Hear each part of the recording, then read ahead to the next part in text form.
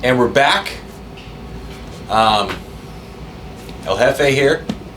You know, we wanted to touch on a few things. So this is basically our part two of what happened to the integrity at some car dealerships. I guess we can call it with an asterisk after it, two or something. a couple of dealers. Part two. Part deuce. Part deuce.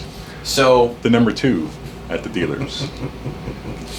So a lot of people wanted to know exactly what dealership it was.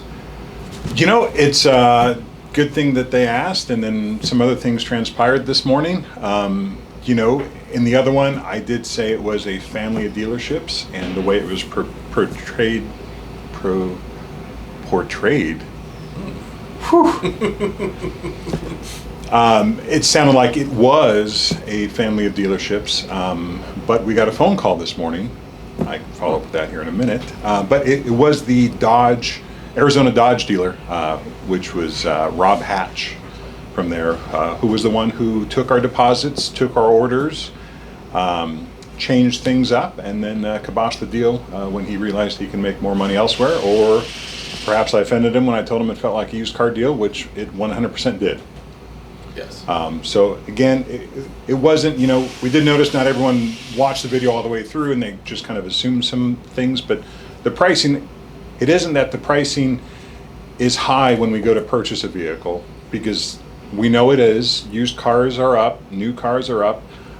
You know, they're putting the premiums on these cars, and when you go in to purchase it, you see that, you agree to it, and then we move on. Our issue was not that we're paying these huge prices above it up front, is that we were given a price up front and then it changed by the time it got there, or you know, the attitudes changed, the integrity changed. So we're not upset that over the price or that of what we agreed to. We're just upset on the back end of the deal, right? We were bamboozled. We were bamboozled and wasted 4 months of our time.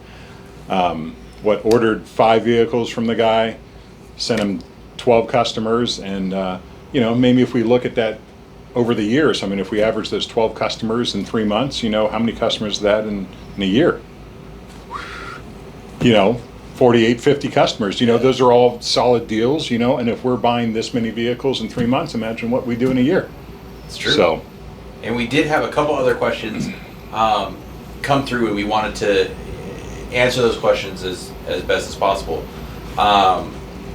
You know, the reason behind this video, and I think you touched on it, but like, what was the reasoning? You know, it just asking whether or not this lack of integrity is a normal thing out there. You know, for me, maybe I'm a little kind of wormholed into our SDHQ family here and our interactions, you know, because we do things a certain way. You know, for 23 years, we've shown integrity. We've shown that we under promise, over deliver. You know, we are upfront, we're honest. You know, we're not perfect. If we mess up, we do the best we can to make it right. Sometimes there's customers, no matter what we do, we can't make it right. But it's who we are. It's the family that we've got here. You know, we've got, you know, any given day, 45 plus or minus people here, you know, doing their best day in and day out for everyone here. And, you know, we as a company, as a family, we have integrity. And I would just assume that other places that are out there would also share that same integrity. And the fact that I found this dealership, or Serena found the dealership that she wanted to work with, and we were going to get jobs through there and what have you, you know, they portray themselves as having integrity. So we're not the only people that are going through it, and that was made apparent in the comments on Instagram, Facebook, YouTube. Everybody seems to be going through the same situation, plus or minus the vehicle count. Yeah, I mean, in fact, you were saying how we got something about a guy who canceled from the exact same dealer or something. Yeah, right? Yeah. We actually got a message from him. He said, let me pull this thing up here. He said that he had a contract and everything all written up. He went down to finalize the contract, and it was actually $6,000 above the agreed upon price, which is insane. Because so not only are they doing it to us, but they're doing it to multiple people. Yeah. And like, what? When is it enough? Yeah. I don't know what their long game is, because I mean, for me, we just want to take care of the people that come through the door, and we know we take care of people. They're going to tell their friends, and their friends are going to come here. Those people are going to come back. You know, even if they don't come back for their next truck build, maybe they decide they couldn't wait for us to work on their truck. You know, because we are booked out a little bit. You know, they go somewhere else. They do end up coming back to us because we're either fixing that stuff or they had a bad experience, and they're like, well, you know, we're starting over again. Let's start from scratch, and I'm going to wait, and you know, here we go. So. These guys, I just don't see it. It's just so short, just such a short lookout or outlook. They want that quick buck. Yeah. They just anything for $1. And so, going back to the customers that we have, and something that we pride ourselves on is transparency. Whether it's positive or negative, and being as transparent as possible. So. Touching on that with customer builds, with the interaction on email or customers coming in, I want this light, or what is the difference between this light and that light? Well, we'll tell you, you know, straight up of what's good and what's bad.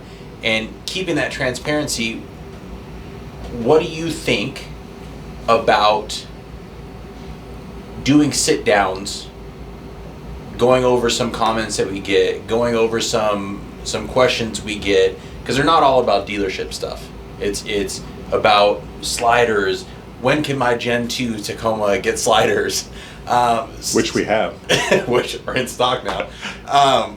You know, touching base with all the comments, concerns that we get, and hearing it from you yourself on what our plan of attack is.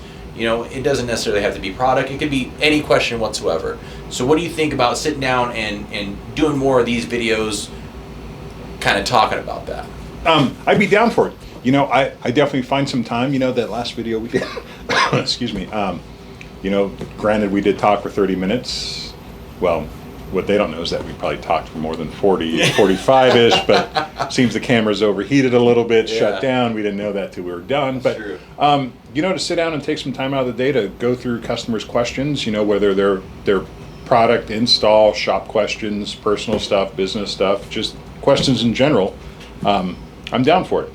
I'd be interested in doing that with you guys, and, you know, just throw your questions out there and we'll get them answered. You heard it here. So drop a question in the comments or whatever. Email, Smoke DM, signal. Fax. Pigeon. I think they did pigeons at one point. Yeah, they did. Maybe in World War II. Yeah.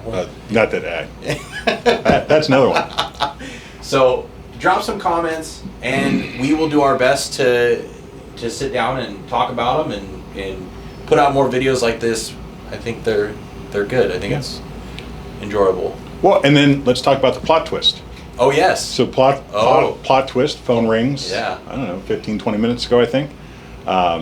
Serena called the gentleman back, and it was Guy Hatch. I believe I'm getting that right, from Sholo Ford. I guess he's the brother of Rob Hatch. Rob was the one that took our deposits and then, you know, caused these waves to begin with, and then said that he canceled them all and, you know, what have you. Guy had a quick conversation with Serena and said that he knew nothing about this. He says he's a handshake type of guy. He has integrity. Had no idea that any of this was going down, and he doesn't take deposits. So my understanding was Rob's family of dealerships, he was involved in all of them, and that's why he took the money and the deposits from us. So I guess, well, it's not that I guess, from what we were told, he's not part of the Ford dealership. So the Ford dealership did reach out and said, hey, you know what, we can do whatever we can to make this right. Let us know what your thoughts are, and you know, if you want the truck, we still have it coming. So I guess that can be a part 3 version of this, huh?